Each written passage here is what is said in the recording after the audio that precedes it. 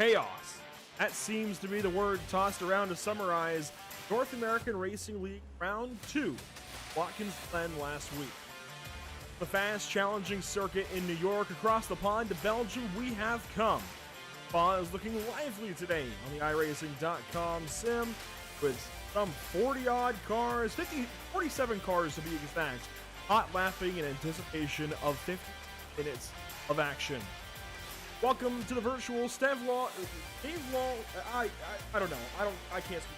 Regardless, we are in Belgium. JP Costa and Trey Shuttlesworth join me in coverage for today's North American Racing League event, brought to you by Race Lab, Tam Liveries, JS Consulting. JP, I hope you brought your waffles, and welcome to Belgium. Oh, I wish I had brought them, because this is going to be a fantastic race, and I'm pretty sure waffles will go perfectly around this. I hope some of the drivers are eating some of those, because, well, they do taste amazing. And this track is amazing, Andrew. I'm pretty sure it's one of the best tracks we have on the service of iRacing. It's one of the best racetracks in the world. And, well, as you can see, 6.93 kilometers, 4 miles. I mean, it's perfect. It is darn near perfect. Of course, Spa has been around for a very long time. Let's take a look at the track map here. I mean, it's Spa. We know it so well. I do want to thank everybody for tuning in on Facebook, Twitter, YouTube, Twitch, the whole lot of them. Spa is, of course, a world-class facility, world-class racing venue. You can see the track map in front of you. The big first challenge, I think, is the entire first lap. And I was thinking about something earlier, beginning of the SRA broadcast, also simulcast. Got two going on tonight. Tuning into the beginning of that race at Martinsville. Back just over a half mile. This is much longer, Jim. Much longer. 5-6 Martinsville. Every lap around a road course like Spa is a whole adventure itself, whereas lapping at a place like Martinsville goes on by lap after lap, and you blink and a lap has gone by, and lap feels expendable there, but that's so not the case. Every lap feels like an adventure. It's really incredible. And here at Spa, this is one of those racetracks where we really go through the woods, over the hills, over whatever it is, to grandmother's house we go. Exactly. This is, as you mentioned, this is one of the longest racetracks we have on the service. I'm pretty sure it may only lose to the Nordschleife and Le Mans. And as you mentioned, it's just such a long track. Obviously, I'm not an oval guy, but I'm pretty sure Martinsville is one of the shortest one on the NASCAR side of things. Yes, and so, you know, obviously in Martinsville, make a small mistake, obviously you have the next lap, which is probably going to last 20-30 seconds. This one, as you can see, 2 minutes and 18 for a GT3 car, 1 minute 48 for an F1 car. So it's an extremely long racetrack. And to put it all down on a qualifying lap or keep it consistent throughout a 50-minute race, it's just so challenging. You have 19 corners, over 7 kilometers, and you get to do that all over and over and over again. And once you make a mistake in one corner, you have to wait another 2 minutes to try and repeat that corner to get it to perfection. So it really does test out your patience, and obviously if you put a lot of practice, it's really gonna pay off. Tell you what, this place was testing my patience, building cameras. It was really something. I took 3 or 4 cars around here before I found one that I was comfortable in to go around it and lap after lap and get some solid laps in to build some cameras. This place is challenging, of course. The source turn 1 is going to be source. It's a narrow little hairpin, going to sort out some kind of way. We'll likely see contact in turn 1 like we saw last week at Watkins. And then you go past the endurance pit lane up to Eau Rouge, and of course over the crest at Radion, down the Kemmel Straight, Lacombe for 5, 6, and 7, that whole little complex, a right, left, right, before you head down to the carousel that is Rivage. Turn 9, it's a sharp left-hander, no name. That fires you down to Pouan. Turn 10 and 11, 2 sweepers that really just feel like one. They kind of can middle. Then you head down to Lafayette, 12, 13, 14 is Campus, 15 is Stavelot. Down curb, get there printed on the track map. Come around turn 50, head down 60. I think Blanchemont is a very underrated corner here at Spa, JP. That might be where turn 1 woes. Usually old tires, lower pressures, that can be a bit tricky. Exactly. Even, you know, whenever we get tires up to temperature, the grid starts, you know, sorting itself out. It's a really interesting corner because normally when you exit 15, you can get a nice toe on that back straight. and you can really get some momentum. And sometimes you get into Blanchimont with such high speed, getting on that slipstream, all that, that sort of stuff, that extra speed makes you go wide, and even if you don't, sometimes you have to back off. So it could really pose some challenges in these GT3 cars, which I'm pretty sure it's flat no matter what. So if drivers are coming in with a ridiculous amount of entry speed, well, we might see some interesting actions, because even though there's a lot of runoff, the grass, it kind of just works like I don't know, like some steps. The car can really jump, so it could really pose an interesting challenge later on in the race. And it should be flat once tires come under pressure and drivers settle. Those first couple of laps, these cars could be, depends on how much wing. I know that out Spa-20, well, just general Blanchimont is a pretty much flat corner, fast sweep, all that time, a lot of speed, really hard to keep the cars settled. On cold tires, we could see self spins turn into much bigger in. Let's stop. 19. That's a lap around Spa. Let's take a look at our point standings, our driver standings coming into tonight. 2 rounds done, 6 rounds to go. Pedro de Oliveira is your points leader. Time Esports, Mikel Rudebush now moving second. Juan Rivas Brea taking over third. Evan San Diego top 5, right fourth. And how about that? Blake Scott, no longer an amateur driver, promoted to pro after last week. Kind of does nullify his win, but he gets to keep because he's still racing all the same drivers. So he his points on over spots right into the top 5. In fact, right in front of Jackson. Exactly, a really good showing for him. Consistency, just keeping yourself consistent is going to be the name of the game. We saw last season how it worked out. So if he can keep himself posting some good, even quiet races, sometimes are the best races for drivers. Sometimes all they want is a nice, boring race at the front. Obviously, for us, we don't really want that. We want to see drivers going side by side. But if you can do a quiet race, a quiet season, sometimes it might just turn out great. You might finish in the top 3, top 5, even top 10 for some drivers, which might really be good. And obviously the amateur point standing as well are really, really close. We can see 2 drivers tied up for second, William Coffey and Brian Long. And well, right behind them, only 1 point separating 4th and 5th, Matthew Casey and Jose Ramos. So both championships are really close and everything is up for grabs.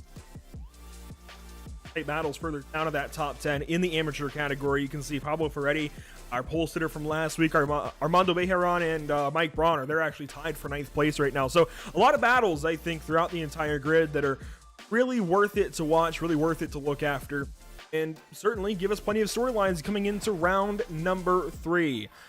That's driver standings. How about team standings coming into this one? You can see Full-Time Esports, Tony Kanaan's team, they are taking off. They've got 177 points. The Dark Horse Esports 160.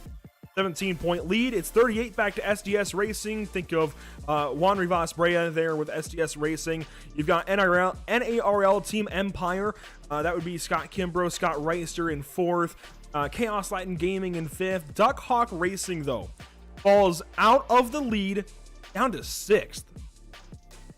That's what a bad weekend can do to your team. Last week we saw how terrible the race was for them, all drivers getting some sort of issues, and that just really, really hurts you, especially on a weekend, on a race that Full-Time Esports just grabbed 1-2. So the championship can really flick on one round. So today obviously is going to be essentially, just trying to get it back, and something can happen to Full-Time Esports. We never know.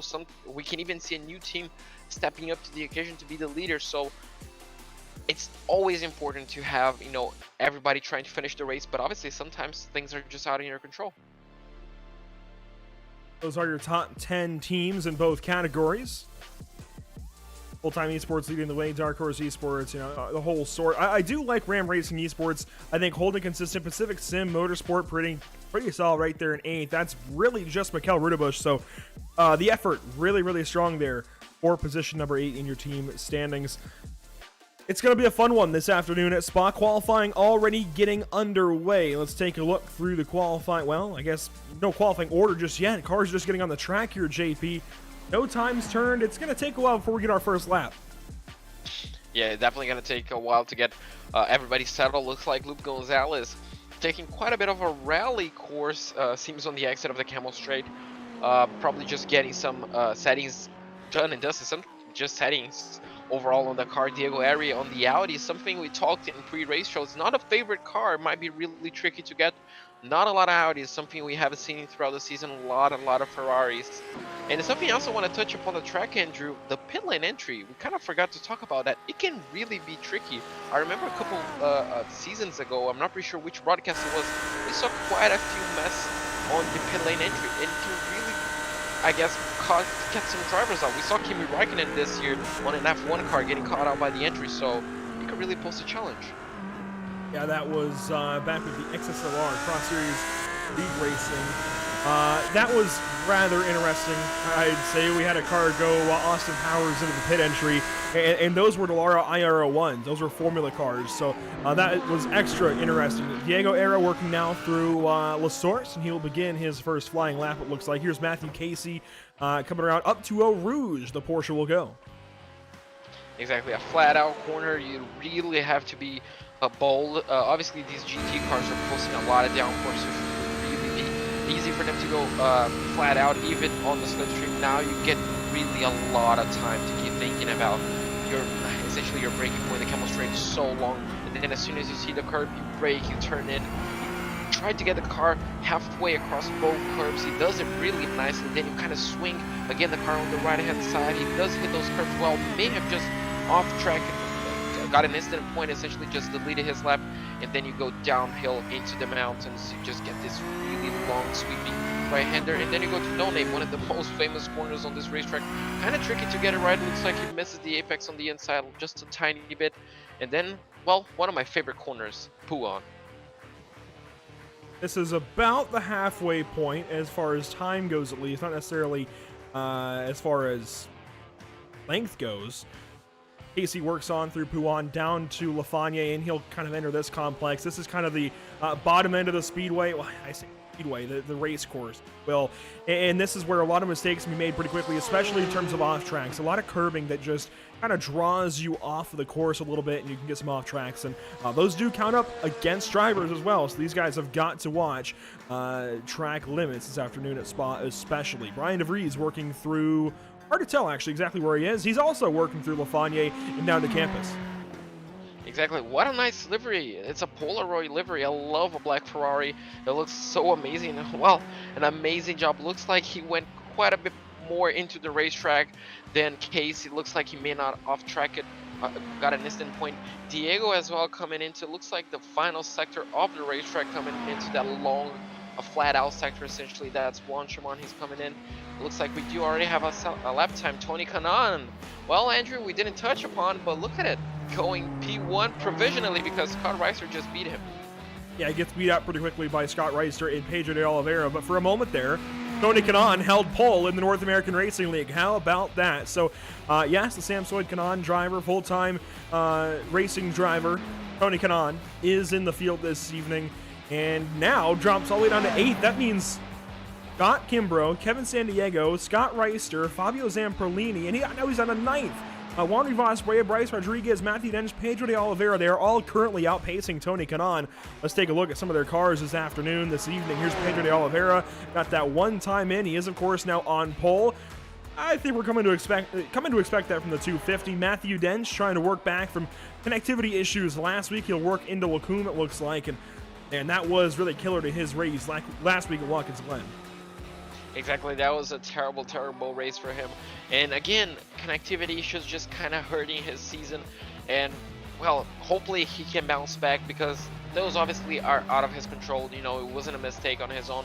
It's just so unfortunate. Bryce Rodriguez doing a really nice time as well, Andrew. Kind of 3rd place. Kind of surprised by it, to be honest. Really posting a nice lap time, but quite a big gap to P1 and P2. Matthew Dench less than a 10th of a second to Pedro de Oliveira. Rodriguez 2.5 tenths back. And then in 4th place we do have Brea. This time on a BMW. Last week he was in a McLaren, wasn't he? Yeah, he's been in a McLaren the first 2 weeks of the season, going to a BMW this week. That's very interesting. I really would have thought if he was going to go to a BMW anywhere, it would have been last week at Watkins Glen and keep the McLaren here to go around the twisty bits. But a very interesting move here. I think maybe just didn't quite like the mid-engine bias, I suppose, the balance of the McLaren, so opting for a BMW. There are still a couple of McLarens in the field. We'll touch on those later. How about the one amateur driver poking into the top 10 right now? It is a full-time esports driver, Guilherme Caratoni, currently in the 149, looking really solid in that 149 car. Exactly, he must be feeling so well. He's in the top 10 as an amateur driver. Obviously, his teammates with Pedro de Oliveira, with Tony Kanaan as well, Jackson Resende. So he kind of does have, you know, I guess, nice mentors to help him out around the racetrack. Looks like he's finishing up his second lap. Now the question will be, does he improve upon it? Does he outpace Tony Kanaan on his second lap? Well, he's exiting the final corner. He's crossing the start-finish line. Does he improve any bit?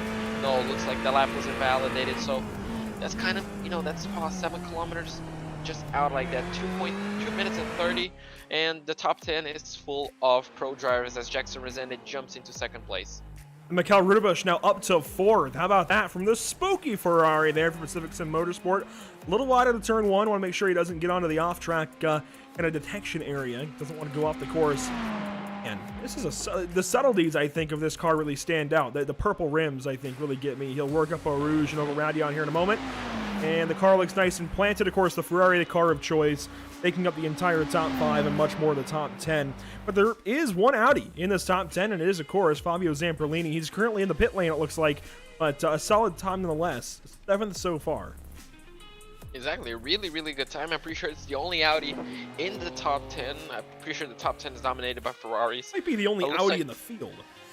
Yeah, maybe. It looks like the top 10 is only Ferrari, BMW, 2 BMWs, I'm pretty sure, and only 1 Audi. The rest is Ferrari. So, well, really good. Great props to him. We were talking how bad the Audi, well, not how bad, how not great the Audi is on this racetrack when you compare to the Ferrari.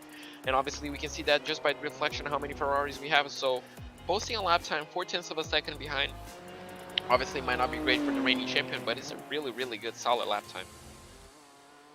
Scott Kimbrough also provisionally in the top 10 right now. There's the number 211. Tam Liveries putting together that piece. And I have to say, we don't talk about it a whole lot, but this is one of the best liveries, I think, in the series. It doesn't need logos all over. It doesn't need word marks to look good. It's just a design. And I really do appreciate and really do respect it about this 211 car that shows up every single week, always looking the same. It is a really nice looking car. Yeah, exactly. I really, really do like it. It's kind of simplistic as well. You mentioned no really sponsors or anything. It looks really good. I really do like it, and it's kind of striking. I love I guess it's white. I'm not sure if it's white or gray, but you know, the blue and the purple black as well. Looks really good on the Ferrari. He'll work into the pit lane. Here's Teague Ashburn. Haven't seen him yet this season. He's going to pull off and stop, it looks like. But getting some qualifying laps in. Pedro de Oliveira goes a bit faster, extending his pole lead right now. Looks like we'll come down to a conclusion here for qualifying at Spa. A few more cars getting a lap or two in, trying to get around the track. It doesn't look like too many more are going to complete a time. There's John Sedlak of JS Consulting. Here's Sean Patterson, one of our McLarens in the field. So qualifying going to wrap up here from Spa, and that means we have a field to meet, a field to work on through here, JP.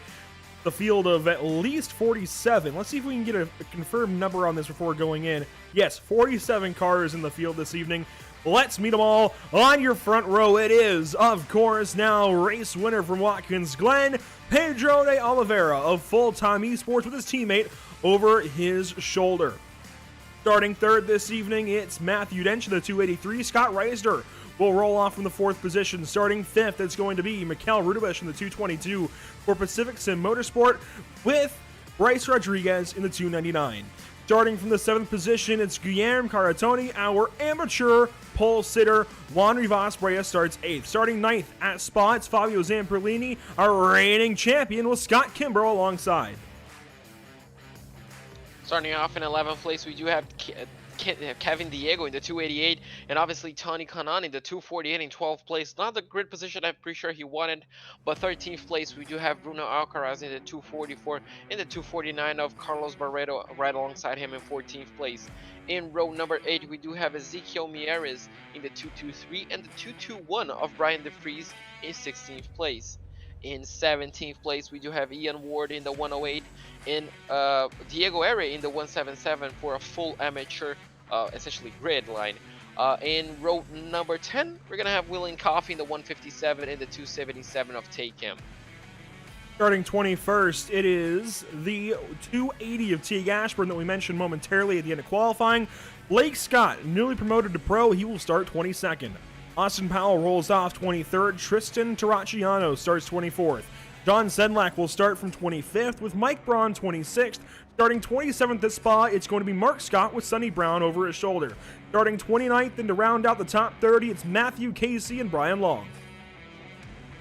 In 30th place, we do have Dominic Angeliecco in the 128 and the 178 of Joshua Benjamin. In 33rd place, we do have Chris Winstone in the 137 and the 199 of Zachariah Rosar.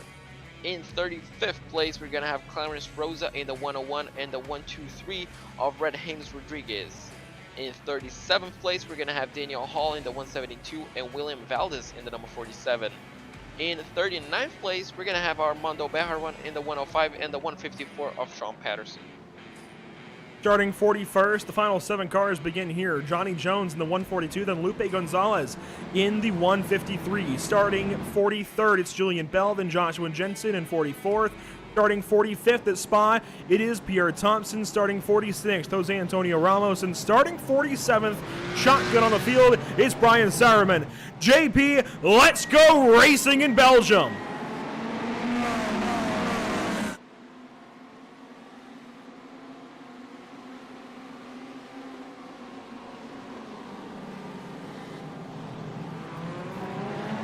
There we go, already contact, they drift through it. They continue on, the entire field gonna race to Eau Rouge. Here we go. Looks like turn 1 was kind of clean, and well, let's just listen to the V8. Oh, I hear some contact.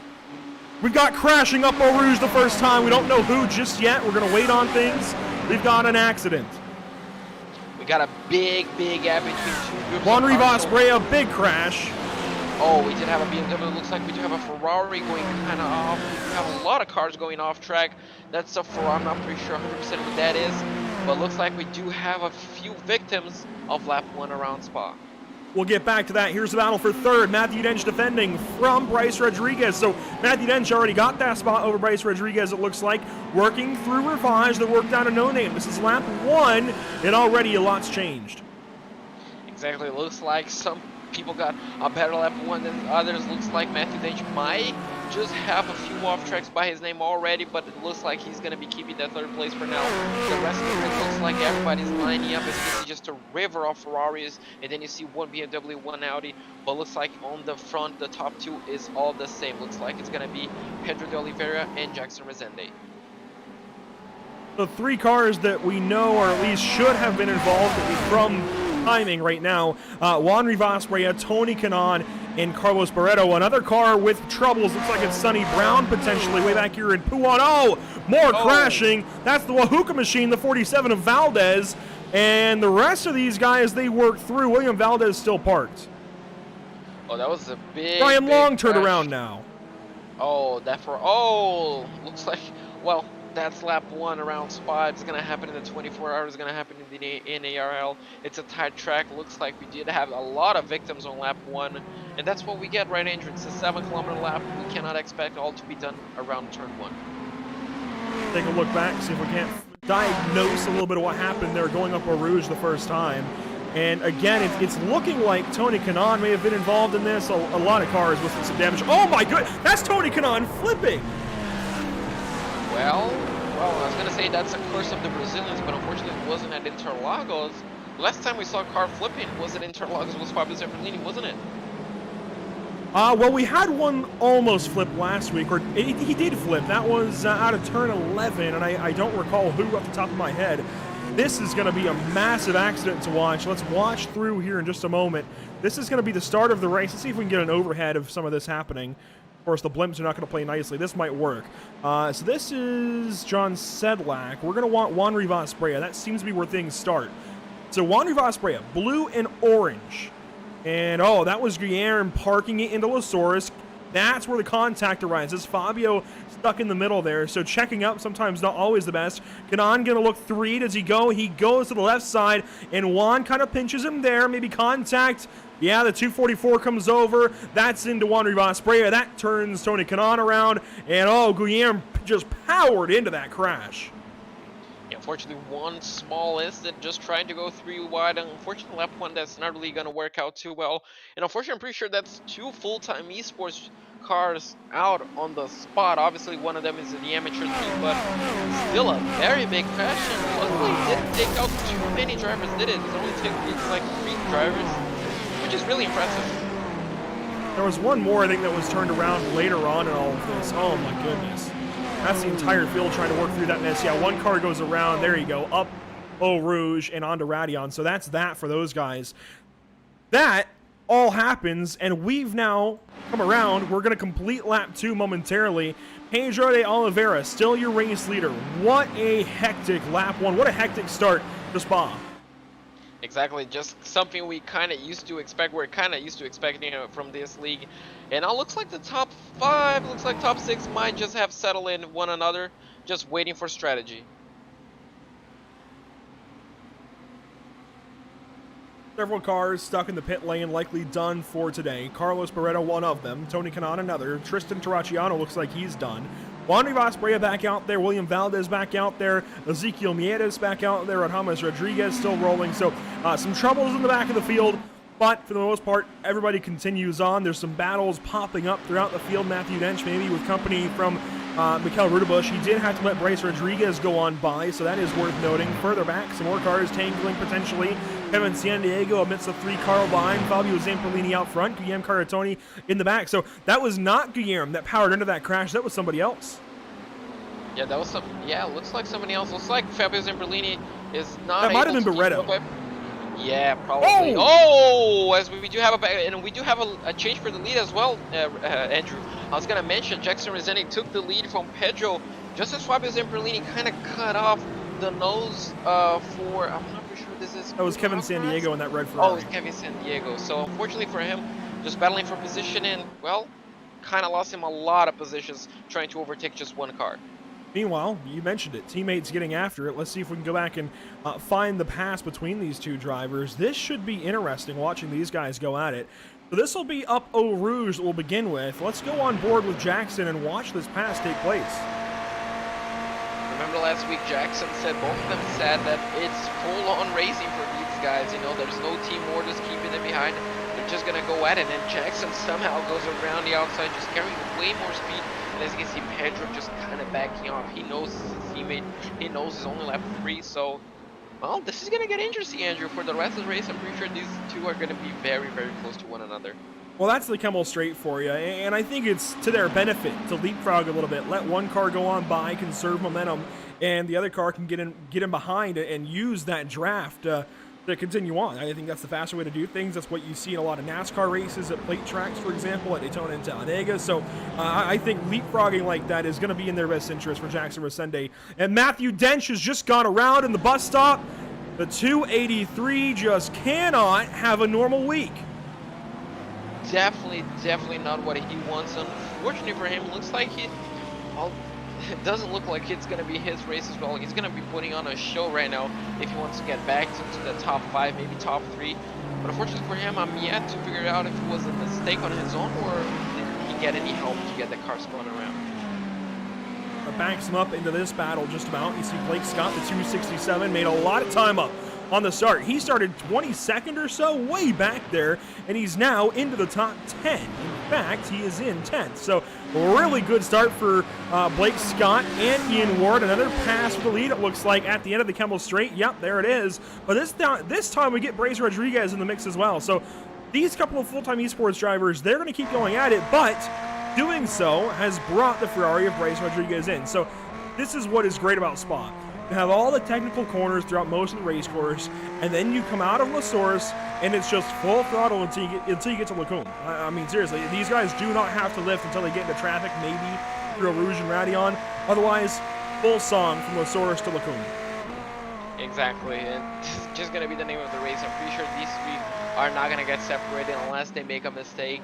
And well, it's going to be interesting to see because it looks like neither the top two are saving fuel, and Bryce looks like he's also racy. So if we see a 3-car battle for the lead until the pit stops or even until the end, I'm all up for it. These guys still battling further back. Austin Powell now is in the fight, one of the few Porsches in the field. Have not seen him much yet this season, but here he is, round number 3, getting into things. So he's going to try and work around Take Him, that white car that we've seen so much of. White BMW this week.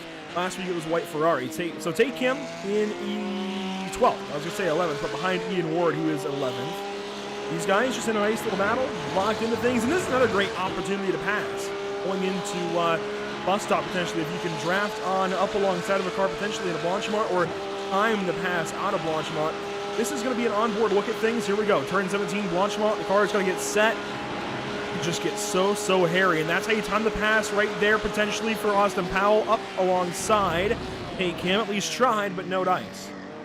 Yeah, exactly. Couldn't really get the line around the outside. Didn't really make up his mind which way he was going to go until the last moment. But, well, he's still close enough. No. He might be looking to move into turn 1, as we do have a car spun around the another Porsche that we have. So, lack of...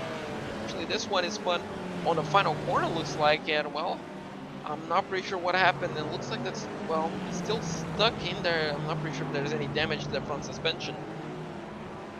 That's a big problem there for Mark Sky in the 166. Let's take a look back and see how this one happens. Actually, hang on. No, we're not going to. We're going to stay live because we've got crashing up ahead, and it involves Teague Ashburn, one of the Kanaan drivers. He's already towed into the pit lane. There's more carnage ahead, but let's get a replay on that instead. Also, a lot of things happening live. And, well, that's just Spa. That's 47 cars around this racetrack. And, well, it's going to happen. So, looks like we're getting... Well, it looks like he missed the first part of the final chicane. That was all as Mark Scott spun. And then this sets up this side-by-side. And here comes Jose Antonio Ramos. And this is where things happen. Well, he's on the racing line. So, maybe the crash must have happened on turn 1. Looks like he's going to be going side-by-side. The legal 3 wide. Oh, he just cuts in line. Yeah, so... kind of just closing in the line. Oh, that's just a series of unfortunate events. Yeah, he really, honestly turned across the nose of Jose Antonio Ramos and then just kind of cleared himself into that other car. Another issue. They keep piling up. This is going to be Julian Bell. Let's see if we can get a look at this. Here's Sean Patterson behind him. So IVRA logoed Julian Bell. Going to work into Lacombe, and this is where I think problems will arise potentially.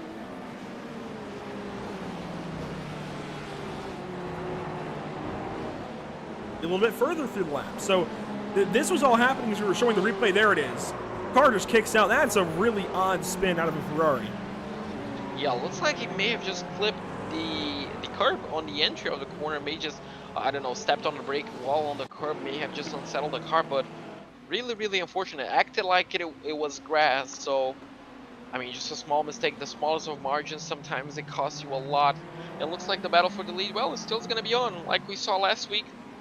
And it's going to be 2 teammates and Bryce Rodriguez, so we're going to have to wait and see if there's going to be another pass for the lead. And it looks like these Ferraris are really slingshotting from one another, especially up on routes. We're going to see, yeah, look at it. Jackson Rezende just got a nice toe, and well, he's going to be going side by side even before we line up, maybe. Jackson going to look at it potentially. Pedro's going to move over, take the left line down to the corner. Bryce Rodriguez looking to the inside of Jackson Resende. He's going to go for it. Does he go for 2? No, can't quite do it. Side by side. Oh my goodness, what a move. That was a bold move, but that was beautiful. Really well done by him. Even with the slipstream, Jackson Resende could not really keep up with him. So Bryce Rodriguez now moves himself into 2nd place. And well, this is going to upset the full-time esports plans for the race, and well, let's see if he can do one more, because it looks like he has a lot of pace on his end. Can you believe that we've had all of that happen and we're now 13 minutes into this race? I mean, 13 minutes just gone like that. That's how quickly this race has gone by.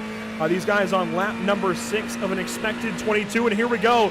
Challenge with a race lead. Bryce Rodriguez going to challenge down to Lafayette, that corner, and he takes it. He's got the lead. This is the first lead change we've seen in a couple of weeks since Monza.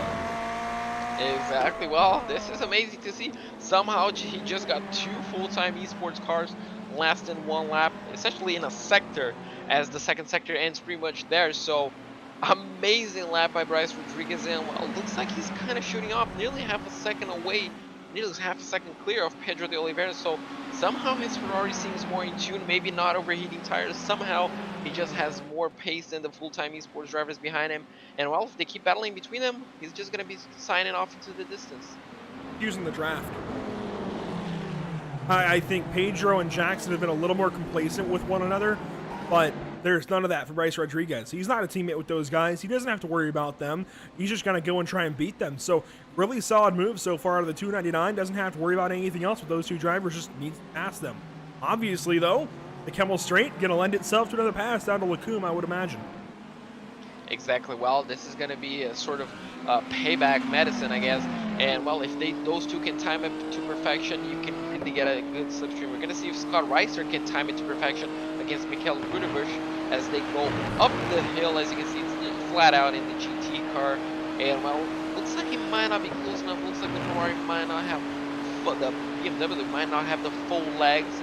But well, you just have to keep at it. And well, if he can keep it up, he might get the position. It looks like the top three still, well, they're still the same. Bryce Rodriguez to Pedro de Oliveira to Jackson Resende.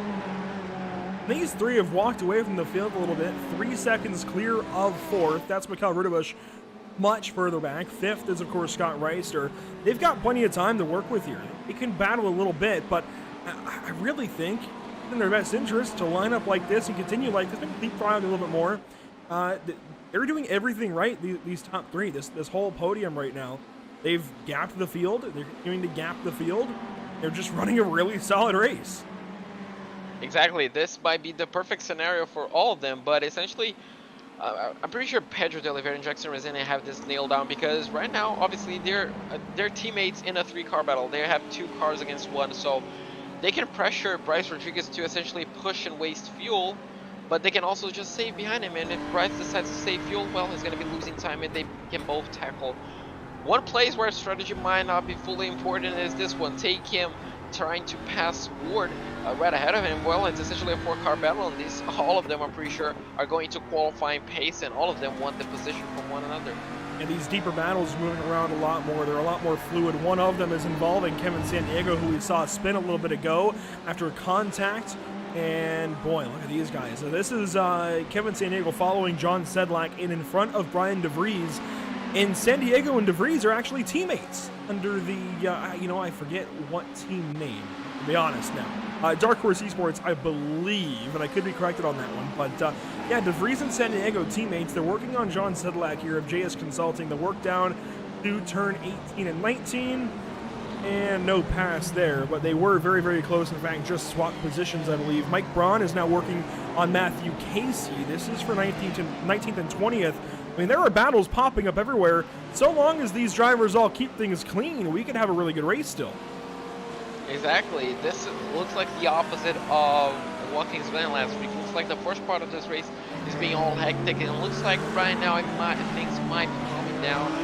But well, I'm ready to have a full-on hectic race. I'm not pretty sure about you, Andrew, since you're also the one producing, but well, I'm always ready. We'll always make do here. This is a battle further back. Joshua Jensen working on Dominique Angelicio, and we'll work up Eau Rouge over Radion. Meanwhile, position change just in front of these guys as John Sedlak is getting passed. Kevin Sandiego, oh, that's not kosher. You do not move into a braking zone like that. That is how you get crashed.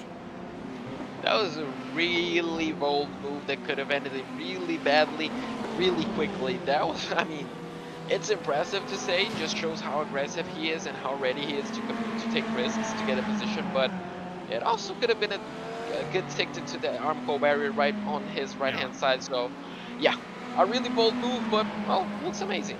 Bold is one way to put it. I mean, that's borderline dirty, just lurching over in front of a driver like that into a braking zone. Anyway, this is the battle further back. Diego Arenau working on Joshua Jensen. They've passed up Dominic in the 128, leaving that Alfa Romeo looking Ferrari behind, and they will do battle down to Lafayette. More battles throughout the entire field, trying to search for some a little further back. An update on some of the drivers further back. Tony Kanaan is still on the pit lane. I don't think he had his fast repair checked. Maybe just sitting there and enjoying the sights at this point. Of course, lap 1, turn 1. Well, not turn 1, I guess. Straightaway 1, does that work? Getting taken out, that will certainly have you down as a driver. Here is Tristan Terracciano of I want to say quality control racing in the 264. One of the beautiful McLarens that we were introduced to in Cash Days at Long Beach back in September. Working in the 43rd position so far. In fact, let's bring up this graphic. He's in 43rd after starting 24th. A little bit of dirt there, but that's okay. Juan Rivas Brea is on the speedway once again. 41st after starting 8th. That's really painful, especially for Juan Rivas Brea. He was piloting pretty much, piloting SDS racing to a really solid slot in the team standings. I think 3rd or 4th. Really solid stuff from SDS, and especially Juan Rivas most of the season so far. Really unfortunate the downturn today after that lap 1 incident with Tony Kanaan. There's Zachariah Rosar in the 40th position. William Valdez is in 39th. Cars that are out so far, it looks like: Lupe Gonzalez, T. Gashburn, Mark Scott, and Carlos Barreto. Well, looks like we do have a few victims. Obviously, these guys are electing to go on. This is really nice to see. But obviously, some victims may have just done way too much damage. You know, lap 1, as you mentioned, really hurts as a driver. It looks like we do have a radical back to Ferrari. I'm not 100% sure there we go, Pierre Thompson. He's trying to chase up, and well, that's the problem, isn't it, Andrew? When a Ferrari's chasing a Ferrari, unless you go really deep under braking like that, you can't get the position. So Pierre Thompson really pulling out a Daniel Ricciardo here and really going deep under braking. Really good move from him, and well, I'm ready to see more of those from that Red Bull back Ferrari. That was a move to pass Johnny Jones, and I think Johnny saw it coming. I think he saw that Pierre was pretty quick and just let him have it. Brian Long is now spun around. Brian Long troubles again for that BMW. We saw him spin around a lap 1, now turned around again. This is Anna Lacombe. He'll work down to Ravage, and he's going to have Chris Winstone coming up behind him. Winstone will be able to get in right behind with no issue. Winstone with a little bit of right rear damage. You can see it on that wing, especially the wing is just, I don't know how to describe it, but it is damaged nonetheless. Exactly. It is a bit down, as you can see. Looks like if he can get another part damage, it looks like an evil BMW somehow. But well, that BMW is definitely not going to be performing 100% at this point in time, but he'll definitely get that fixed as soon as the pit cycle essentially begins. Joshua Benjamin in the 178, he's currently racing. He's currently at 23 in the 21st position. Well, that Lamborghini as well, doing really good for the Lamborghini. Not a lot of them we're seeing on the grid, right, Andrew? I guess the best place Lamborghini is going to be Blake Scott in 10th place. Not many Lambos, I think only 2 in the field, and this is one of them. Joshua Benjamin, Blake Scott the other. Oh my gosh, what a sound these cars make, though. Love that sound. This is Joshua Benjamin working on 20th position. Matthew Casey is the Porsche ahead. Mike Braun is the Ferrari immediately ahead. So this is 19th, 20th, 21st all battling. Just listen to this up Eau Rouge.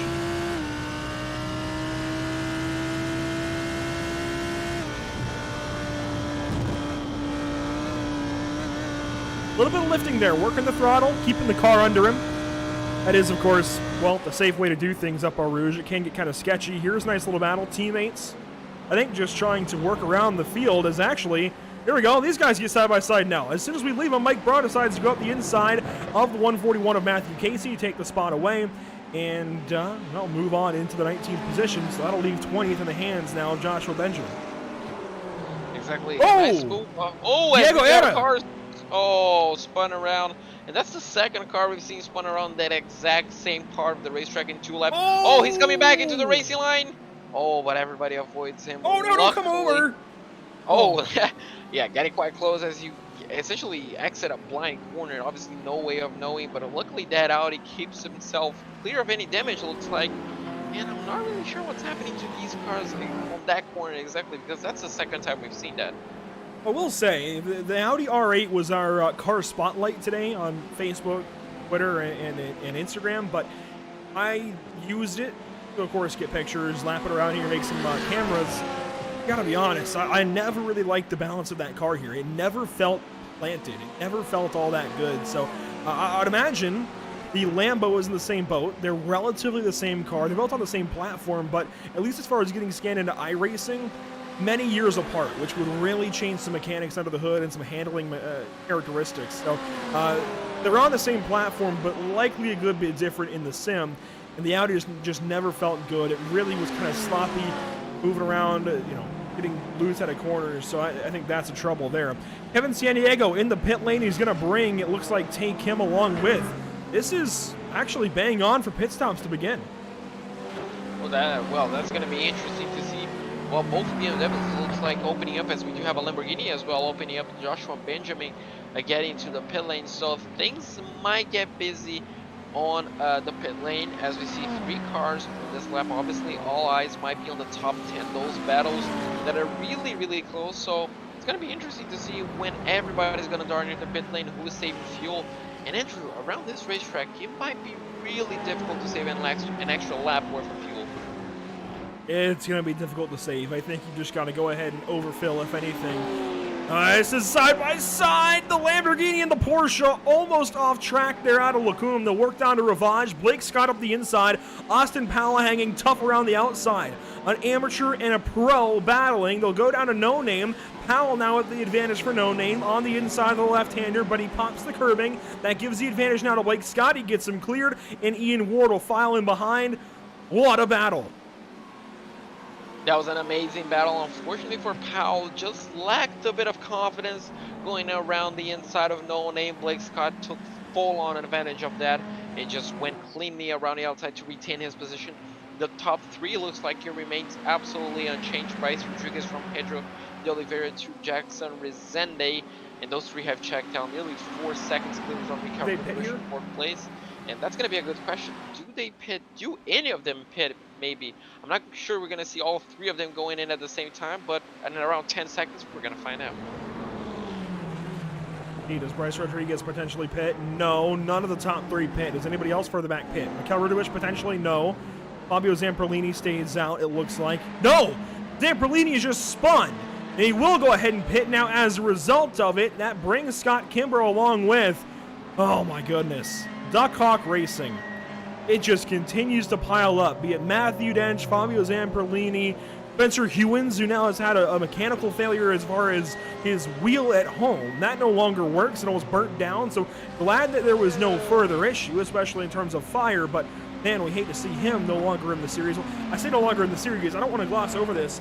As I mentioned here, his wheel about burnt down, and that is about it as far as him competing this season. He'll try and get a wheel as soon as he can, but it's not looking great.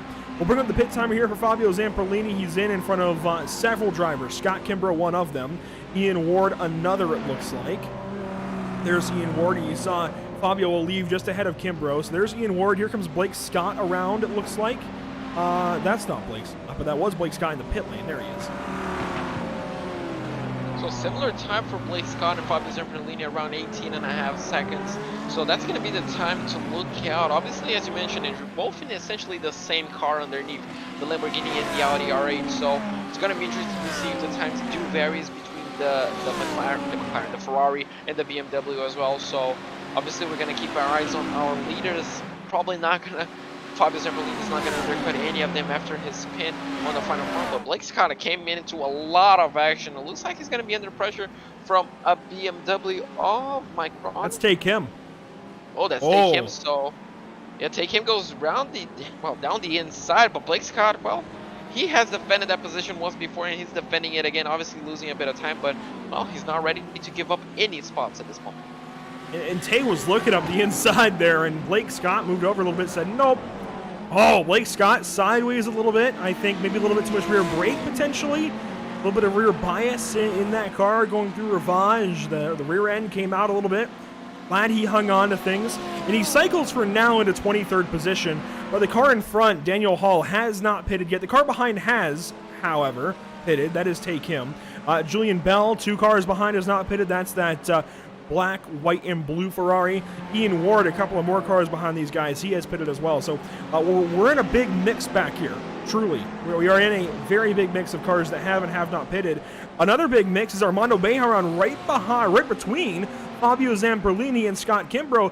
Bejaran finds himself currently in 18th, but the car in front is pitted, the car behind is pitted. Now pit stops for the guys in front, including our race leader.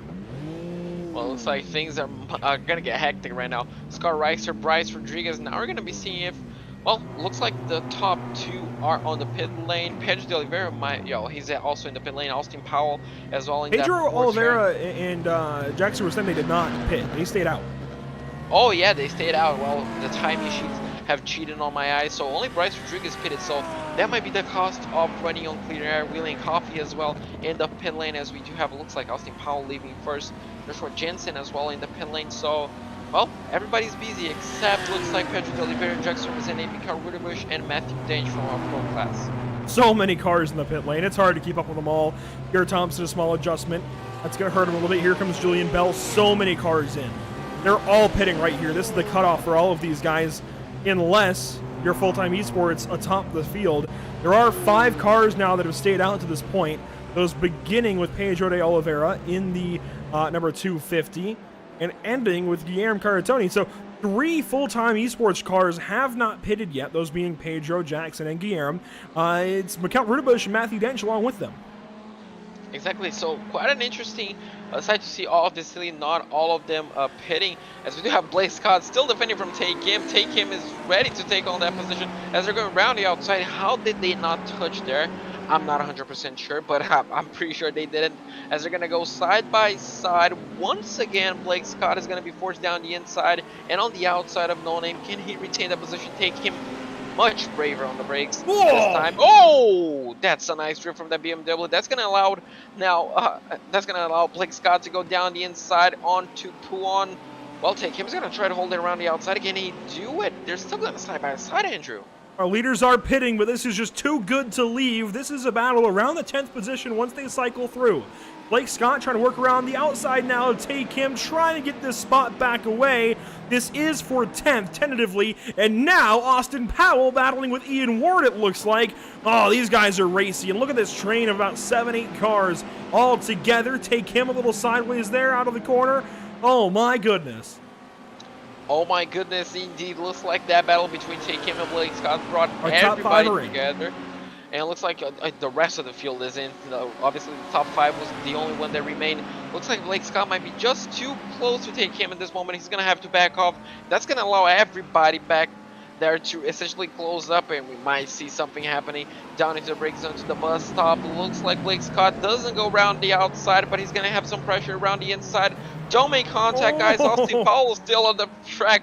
I'm losing track of name, but looks like everybody makes it through safely to the bus stop. They made a bit of contact, but thankfully not enough to wreck. Blake Scott now with Ian Ward up the left side.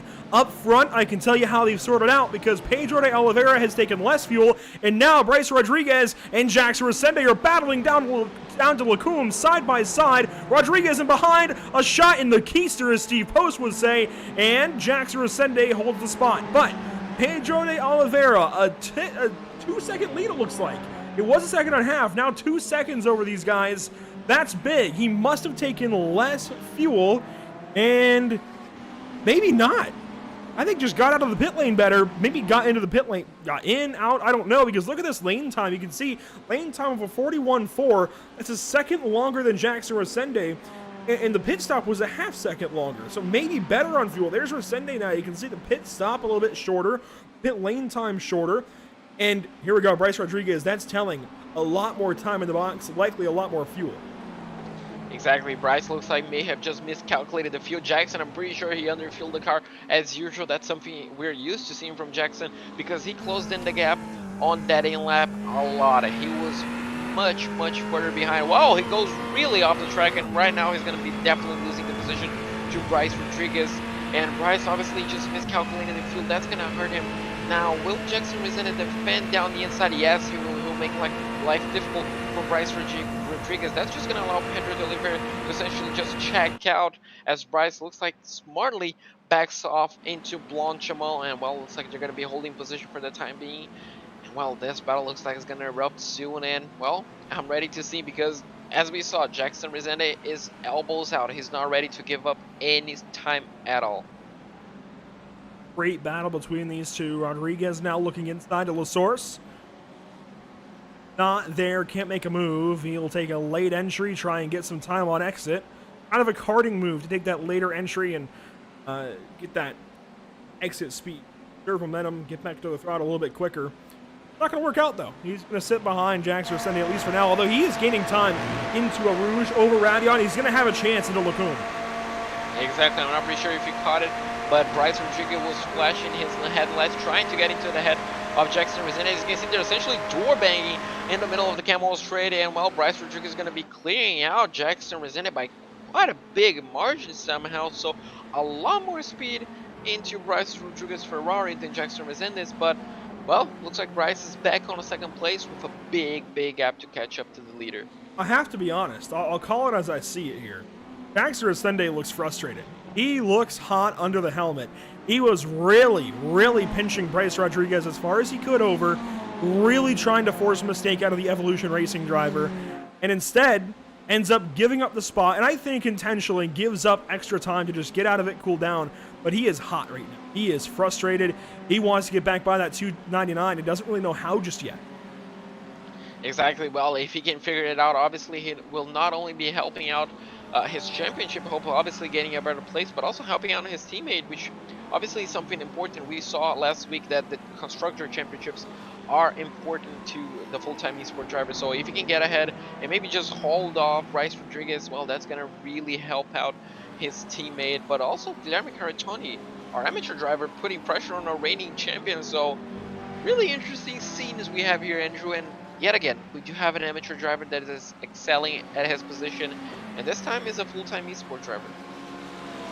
Gotta wonder, does Guilherme potentially get promoted after this one?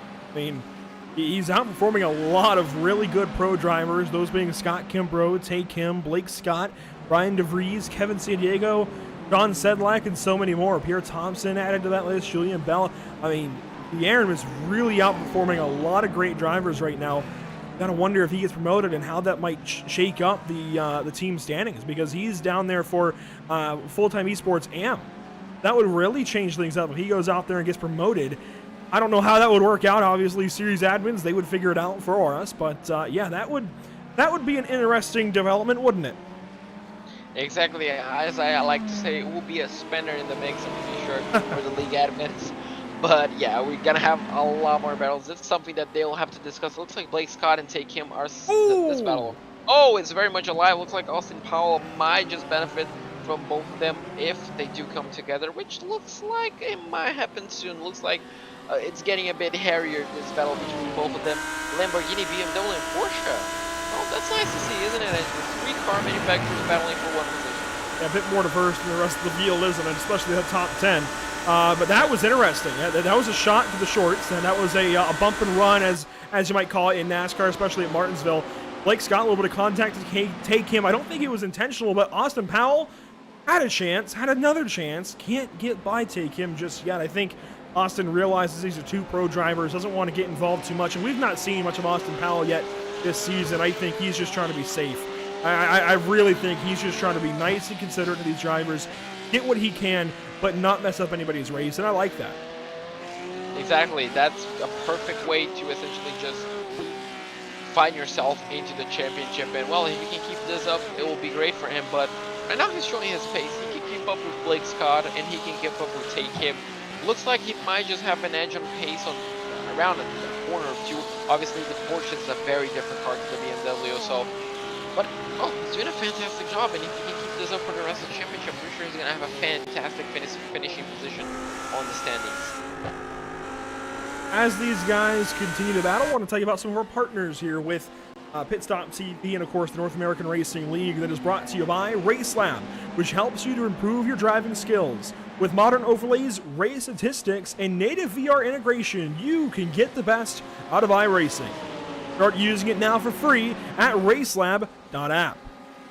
Ham Liveries offers custom packages for some of the best livery designs in iRacing and, of course, in the North American Racing League. Scott Kimbrough sports a fantastic one. He is currently in 9th, so not only will you look good, you will look good going fast on the racetrack thanks to Tam Liveries.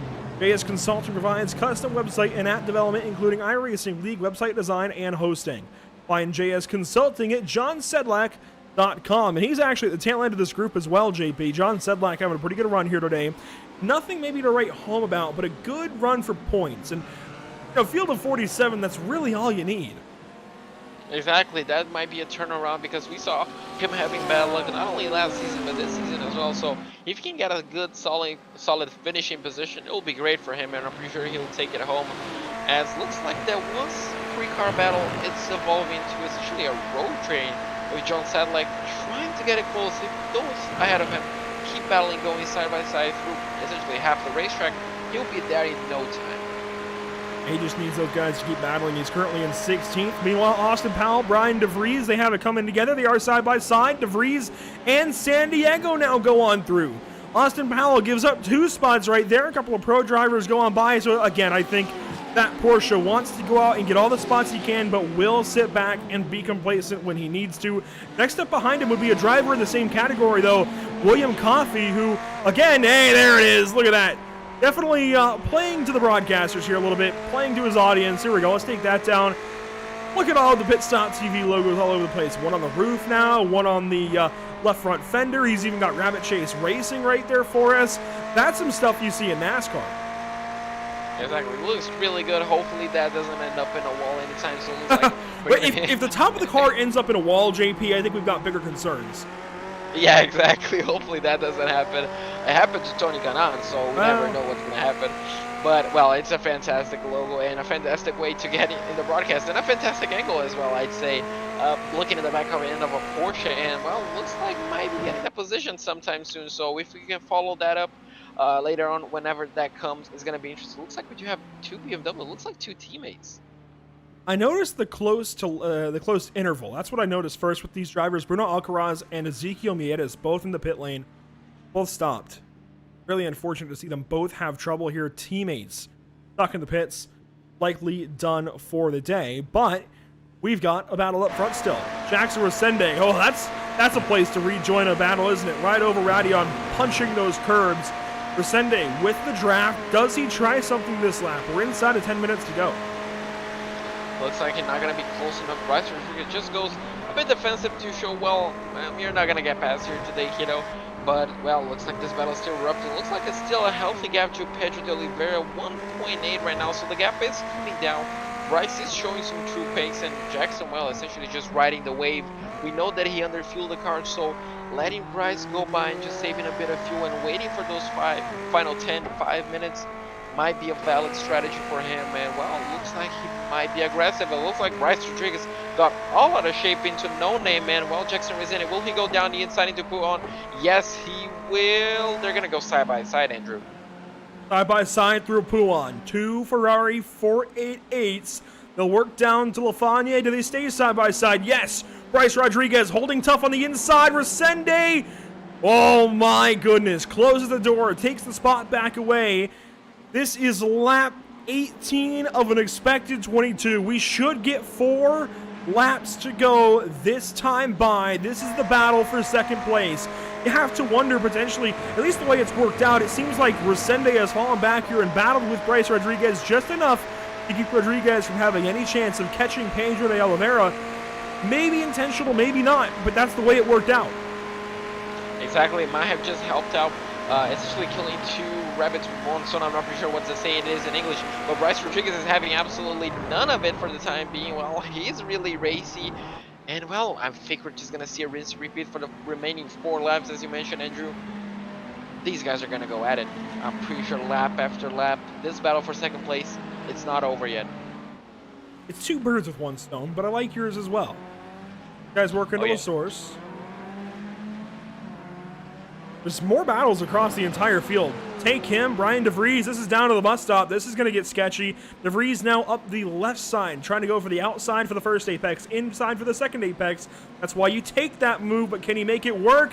Yes! Brian DeVries, power move to at least get ahead for the moment of Take Him, but now he's on the outside for Lasource. Oh, Kevin San Diego maybe thought about 3 wide. Yeah, he definitely thought about it. But no, decided to go. Oh, contact. Is that Kevin San Diego? Yeah, we were just talking about him now around as a pass is happening up here. Oh my goodness, this is all just such great racing. There's too much to cover. Way too much to cover. Looks like Jackson Resende just held off Bryce Rodriguez. as they exited the Camel Straight, looks like they went side by side through that chicane. They did not care. And while this battle is just going to get racier, and this is essentially locking Pedro de Oliveira into the winning seat.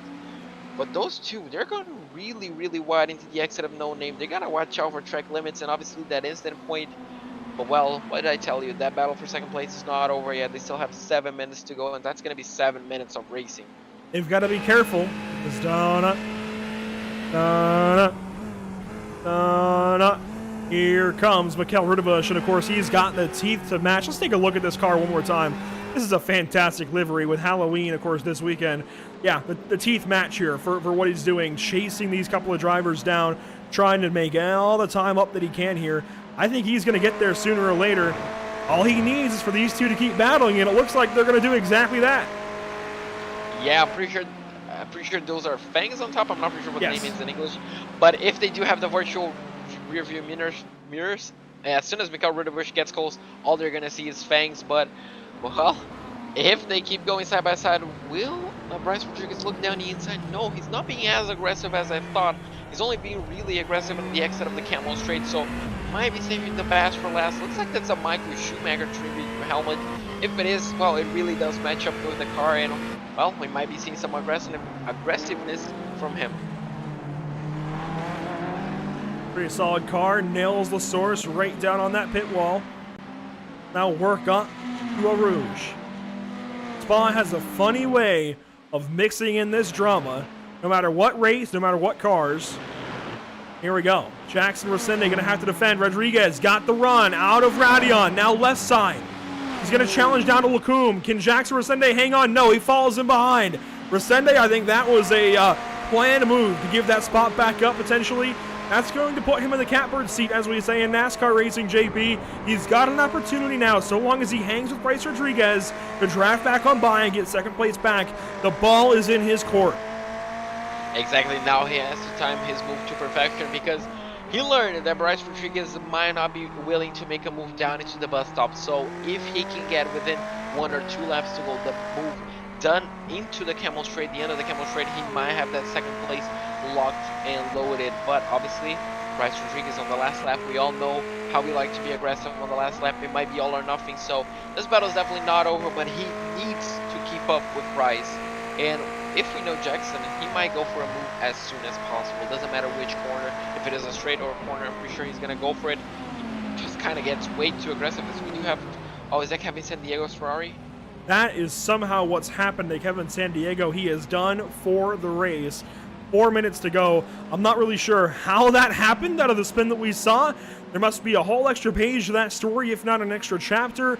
I wish we could go back and check it out, JP, but there's just too much great racing across the entire racetrack. Like Fabio Zamberlini defending over Guillaume Caratoni. This is out of turn 15 and 16. Oh, this is another battle to keep on, and well, the reigning champion getting a pressure from obviously a full-time esport driver, but an amateur driver. This is going to be really interesting to see how this unfolds. And obviously, Andrew, this could have, I guess, bigger repercussions, but that Ferrari is just showing up its true pace, and the Audi unfortunately is lacking quite a bit behind. Fabio Zamberlini doing the best with the hand that he chose, kind of. Obviously, he was his decision to run the Audi, and unfortunately, it's not a competitive car, and I'm pretty sure Guilherme Caratoni, oh, he's just enjoying the view, and we might see a move as they enter the Camel Straight. Closing right in through a source. Great corner for Guilherme. Now he's going to have the opportunity up Eau Rouge and Radion to draft up to this car. I don't know that it's going to happen this lap, potentially the lap after. This is lap 21, so that was 2 to go. 2 to go for the entire field now. They'll come around to the white flag next. Here we go. Guilherme is going to have a great run up front. Same thing for Jackson Resende. Into Lacombe. He sits behind. We'll go back to his teammate, Guilherme Caratoni. He had drafted up to Fabio Zamberlini. Sits behind. So clearly the play from Full-Time Esports is to wait for the white flag. Exactly. That's going to be the play for both of them, but they have to nail it down. Now the pressure will be mounting not only on Bryce Rodriguez, but also Jackson Resende. He cannot afford to make any mistakes whatsoever if he wants a shot at that second place. Looks like the gap is still healthy to Pedro. Mikel Rudebush kind of closing in slowly but surely. If those two get any contact whatsoever, Mikel Rudebush will definitely thank it. But well, I'm excited for this last 2 minutes. This is gonna be amazing to watch. Lap car to the left. Jackson really tough into the braking zone, up onto the curbing a little bit. Makes the pass though, gets on by that lap car. That was important for Jackson to do. Now Mikkel gets hung up behind him. Can Mikkel get on by quickly? He will do so now into campus and bring Scott Racer along with. That was close. Boy, there's so much going on. I do want to mention Blake Scott was hanging on to Brian DeVries there for a moment for the top 10. Now has fallen back a little bit. William Coffey is currently second in the amateur category. And third in amateur, you got to go way back to Joshua Benjamin back here in 15th. This is one of the better races as far as the pro guy is stacking the top end of the field. Even though Guillermo is in the top 10, they are really making up most of this top 20. A really good day for the pro guys here at Spa. Meanwhile, out of the bus stop for the penultimate time, the white flag presented by Tucson Sound Art is dropping on the field. At least it should be. That does match now. Yes, it's lap 22 of an expected 22. Yes, final lap now. The white flag presented by Tucson Sound Art at Spa. Now all the pressure looks like Pedro de Oliveira got kind of out of shape as they exited turn 1, and well, now it's now or never. Jackson Rezende has to absolutely nail turn 1. He has to nail Eau Rouge and ready on. It looks like he might be a bit too far away from his yeah, that's not gonna, I'm not pretty sure that's gonna work out. If he can get a good enough slipstream and a good enough toe, he's definitely gonna be sending, but it looks like he might just be a bit too far away for this lap. Oh, here's some battling. Mikkel going to take the inside. Reister looking outside. Reister had a much better setup. Can't do anything with it. Mikkel keeps the spot for now. PM Cartoni and Fabio Zamberlini, they will hold suit. I really thought they would have tried that time down the Kemmel Straight and into Lacombe, but maybe Jackson is waiting for the bus stop. That's bold. To only have one chance at somebody on the final lap, that's bold. Exactly, that is his only chance essentially, unless Bryce Rodriguez makes another mistake out of no name. He doesn't, so essentially now this is just a follow game. You have to follow him all the way until the exit of turn 15, and then you have to try onto the bus stop. If you can get a good enough run, if you get close enough but not too close, that's going to be the name of the game. But well, only a few corners to go until we figure out who's going to have second place. White flag presented by Tucson Sound Art over the field. This is it for these drivers. Final opportunity.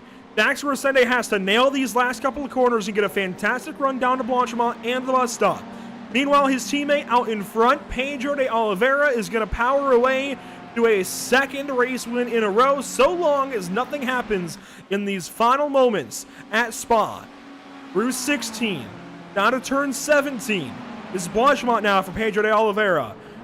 Behind his teammate, Jackson Rosende going to take a crack at things, and one car is around in front of our leader, but it's not going to matter. Here comes Jackson Rosende, a challenge into the bus stop, way deep into the braking zone. Oh, what are you doing?